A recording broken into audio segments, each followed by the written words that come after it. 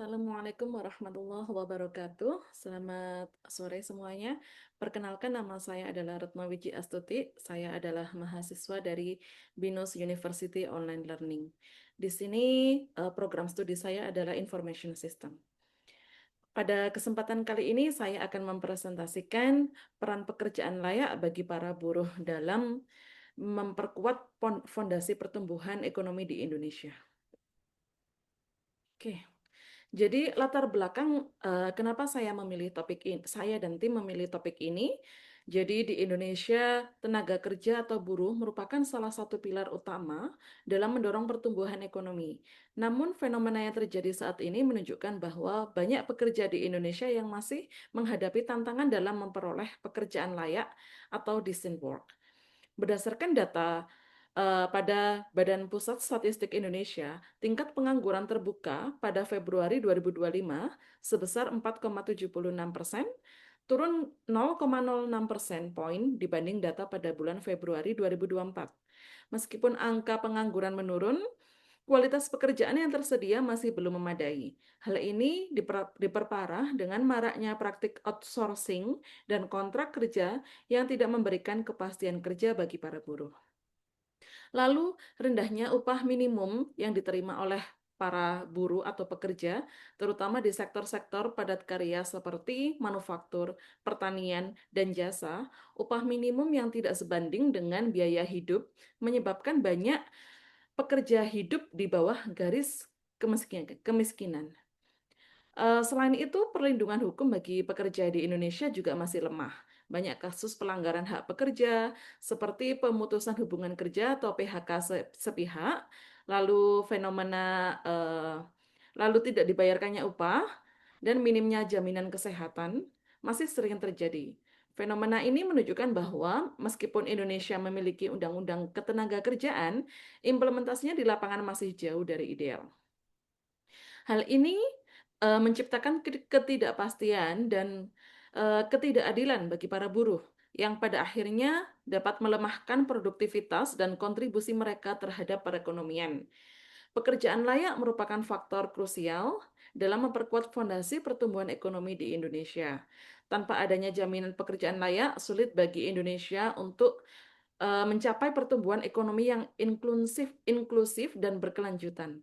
Oleh karena itu, penting untuk mengkaji lebih dalam peran pekerjaan layak bagi para buruh dalam mendorong pertumbuhan ekonomi, serta mencari solusi untuk mengatasi permasalahan yang dihadapi oleh pekerja di Indonesia. Berikut adalah rumusan masalah. Yang pertama adalah apa hubungan pekerjaan layak dan pertumbuhan ekonomi. Lalu yang kedua adalah bagaimana kondisi pekerjaan layak atau decent work bagi para buruh di Indonesia saat ini.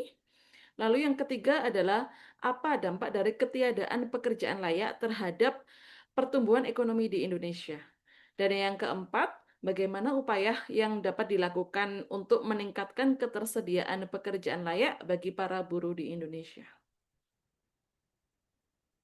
Lalu yang selanjutnya, pada proyek kali ini adalah hasil temuan dari kami di lapangan. Yang pertama adalah upah di bawah standar UMR atau UMK. Lalu yang kedua, kurangnya perlindungan sosial atau jaminan BPJS yang masih belum merata. Kemudian yang ketiga, kontrak kerja yang tidak sesuai dengan realita di lapangan. Yang keempat, minimnya pengawasan terhadap perusahaan. Yang kelima, praktik rekrutmen yang terkadang diskriminatif. Yang keenam, kurangnya pelatihan keterampilan dan daya tawar pekerja. Lalu, rancangan solusi apa yang kami usulkan pada proyek kali ini? Yang pertama, ada beberapa segmen yang perlu kita tingkatkan. Yang pertama adalah pengawasan pemerintah. Lalu yang kedua adalah tanggung jawab dari perusahaan itu sendiri. Yang ketiga, peningkatan kesadaran publik. Dan yang keempat, kesadaran bagi para buruh akan haknya mereka sendiri. Baik, mari kita bahas satu persatu. Untuk yang pertama adalah pengawasan dari pemerintah.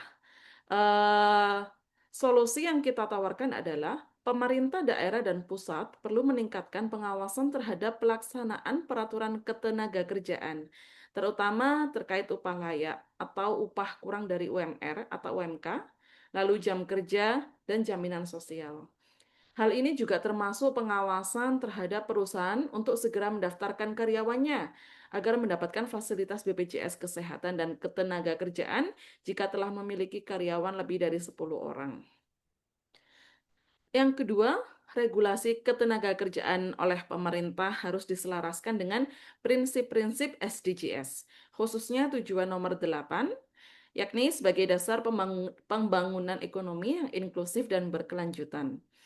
Lalu pemerintah dan pemangku kepentingan perlu menyusun indikator yang jelas dan mengimplementasikan kebijakan berbasis data untuk memastikan target SDGs, khususnya tujuan 8 tercapai.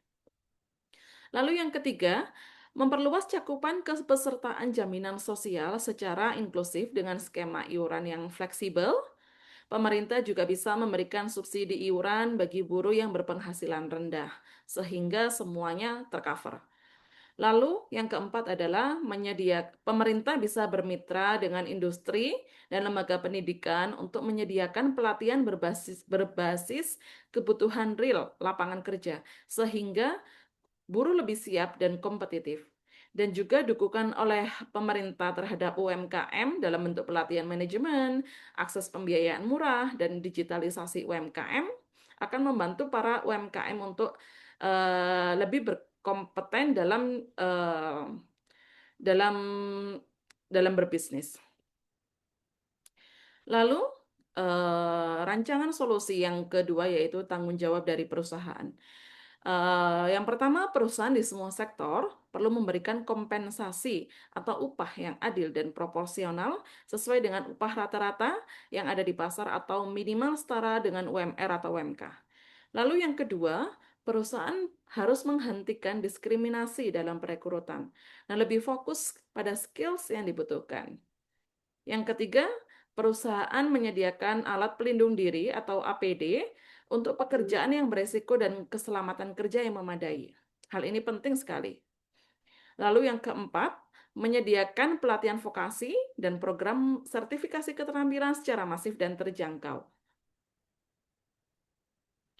Lalu rancangan solusi selanjutnya yaitu peningkatan kesadaran publik.